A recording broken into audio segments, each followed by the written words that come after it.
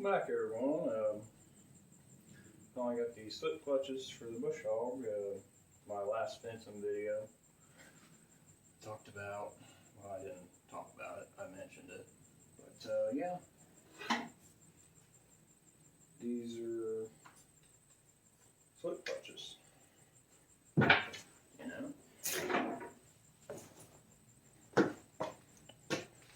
Now the local tractor parts implement place, local to us, obviously, because I've said that twice. They wanted $65 for a set. I got 2 sets for $56. Is that considered a markup or what? Anyway, let's put the drive shaft back on the PTO side of the tractor, and then we'll start on this side.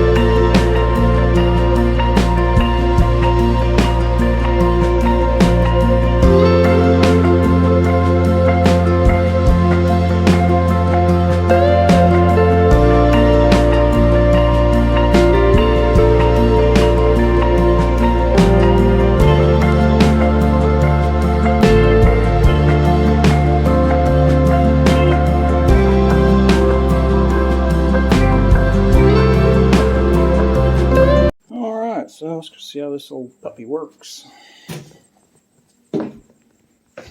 Take her out for a spin.